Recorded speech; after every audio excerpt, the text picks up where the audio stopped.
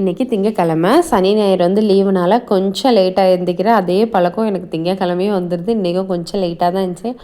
6:15 ஆயிடுச்சா, 6:15 ஆனாலே நமக்கு லேட் ஆயிரும். சரி ஓகேன்ட்டு வெளியே வந்தால் தண்ணி வர ஆரம்பிச்சிருச்சு. ஸோ அதையும் போய் கடக்கடன்னு எடுத்து உள்ளே வச்சுட்டு அப்புறமா வந்து வேலைய ஆரம்பிச்சுட்டேன். என் மாவாட்டி வச்சிருந்தனால இன்றைக்கி இட்லி ஊற்றிட்டு லஞ்சுக்கு வந்து லெமன் ரைஸும் எக்கும் வச்சு தான் செஞ்சு கொடுத்தேன். ரொம்ப காரமாக கொடுக்க வேண்டான்னு. ஏன்னா ரொம்ப வயிறு வலின்னு ஒரு வாரமாக ரொம்ப அழுக. 2 நாள் ஸ்கூல் வேறு போகல. அதான் நேற்று ஹாஸ்பிட்டல் போயிட்டு வந்தோம். எல்கேஜி யூகேஜிலேருந்தே நம்ம என்ன கொடுத்தாலும் சாப்பிடும். இப்போ ஃபஸ்ட் ஸ்டாண்டர்ட் போனதுலேருந்து ஒழுங்காக சாப்பாடு கிடையாது. ஒரே சாக்லேட் ஐஸ்கிரீம் இப்படியே சாப்பிட்டே வயிறு வந்து புண்ணாயிடுச்சுன்னு நினைக்கிறேன். அதனால் இனி அதெல்லாம் ஸ்ட்ரிக்டாக நோன்னு சொல்லியாச்சு. சத்து மாவுக்கு தேவையான திங்ஸ்லாம் வாங்கிட்டு வந்திருக்கேன். இனி அதை வந்து அரைச்சி இனி டெய்லி மார்னிங் அதை தான் வந்து காய்ச்சி கொடுக்கலான்ட்டு இருக்கேன். கொஞ்சமாக ஹெல்த்தியாக இருக்கட்டுன்னு.